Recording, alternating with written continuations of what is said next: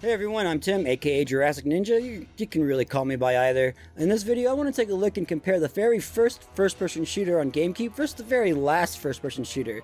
And what I want to do here is have you hit the like button, and then we're going to compare and contrast the two games to see if the last first-person shooter improved upon the first released one.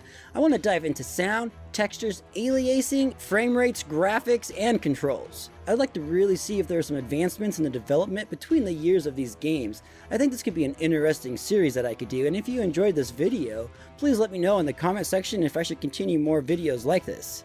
The two games I want to talk about, which you probably saw on the banner already, is going to be 007 James Bond Agent Under Fire, which was released November 13th, 2001. The second game, Call of Duty 2 Big Red One, which was released November 1st, 2005.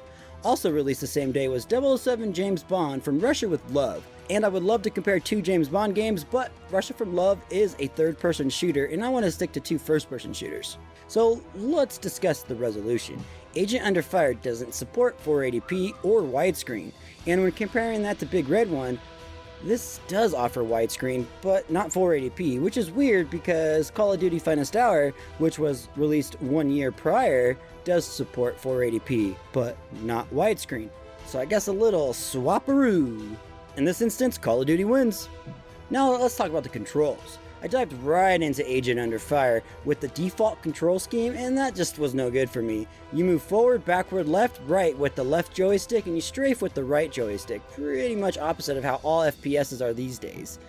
When in game, I did try to fix it, but there really wasn't any way that I could get into the menu. I ended up having to completely exit to the main menu to do this, and I did find a control scheme that has the normal movement of shooters today, strafing on left joystick and looking left-right on the right joystick. Pretty cool. However, when aiming with your weapon, you have to move the crosshair with the left joystick. It's super strange and feels super odd.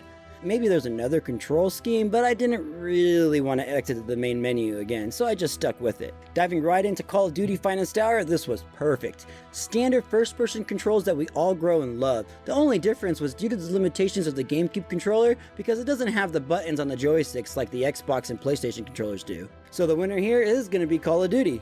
I want to talk about the gameplay. Playing Agent Under Fire was really fun, and I loved all the gadgets and the various weapons. I also loved the cheat unlocks you get for completing missions with certain amounts of points. This leaves the game open for greater replayability. The combat to me isn't very good though, as I had a hard time aiming, and even on the easiest settings, these baddies took a lot of bullets to die. That doesn't stop me from having a really good time with this game though, so don't go killing me on the comment section. The various missions offer different stuff to do, like driving a car through the city or plowing down vehicles, helicopters, and bad guys while being driven around the town. There's some nice variations to keep the game fresh.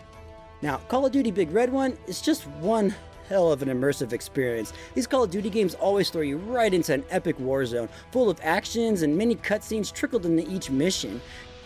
You really feel like you're part of this war. You progress each mission through checkpoints, which are generally easy to get to, sometimes without even shooting anyone. You can just skip ahead and keep on moving. But as for playability, there really isn't any here. There's really no unlockables, so you beat the game and that's about it. This is before the era of achievements and trophies, so there really wasn't much else to do in Call of Duty. As for the game length, both are pretty close. The main story is roughly 6 hours on Agent Under Fire and about 6 to 7 on the Red Big One. But this is where Agent Under Fire pulls ahead, as there's some extra stuff to do that can keep the game going up to like 14 hours. I want to talk about the audio now. Agent Under Fire's acting is rather good, but the voice audio just sounds so compressed and bad. Sounds like it was recorded way too loud and then turned down. Kinda like this, just not very good. I don't know how to thank you. I'm sure we'll think of something. Finest Hour voice audio is a lot better, but still not perfect. You can hear some compression as well. Andy Allen! Don't mind him, Alan. We lost a lot of friends in France. The gunfire sound effects are really strange on Agent Under Fire. None of the guns sound right, and are a bit odd.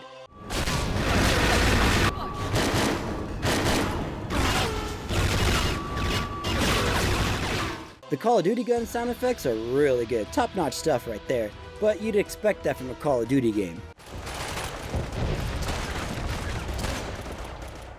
The background and music sound effects on both sound generally the same to me.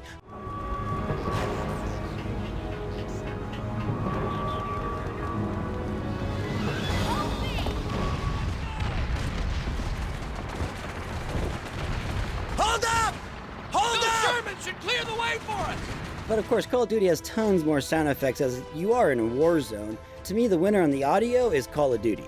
What about multiplayer? Multiplayer is always a staple for first-person shooter games, and Agent Under Fire doesn't stray away from this, offering 4-player versus mode just like the Nintendo 64 games before it. This mode is really fun and a great addition. Call of Duty Big Red One on the GameCube offers 0 multiplayer, and Big Red One on the PS2 and Xbox has 2 to 16 players over network and LAN. So it's not a fault of the game, but it is the console's fault. So the winner here is going to be Agent Under Fire. As for graphics, there really isn't much to say. Big Red One takes the cake.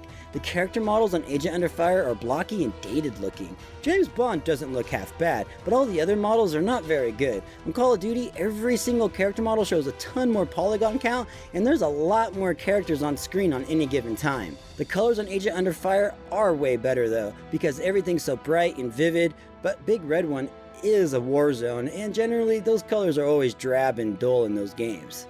The muzzle flashes and guns are way better on Call of Duty, and it looks a little weird on Agent Under Fire. Like, the aliasing seems to be the same on both. I can't really pick a winner there.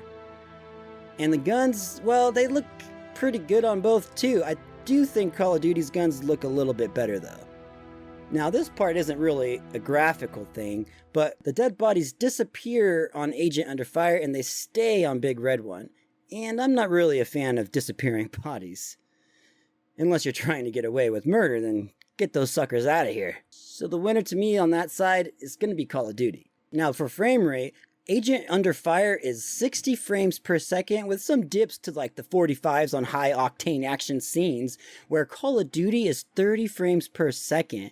So the winner here obviously is going to be Agent Under Fire, but to be fair, Call of Duty has a lot more going on. As for texture quality, I'm going to have to say Call of Duty wins this one, because when you're looking at Agent Under Fire, everything kind of looks bland and there isn't a whole lot of detail on a lot of the stuff, where Call of Duty, there's so much detail in that world.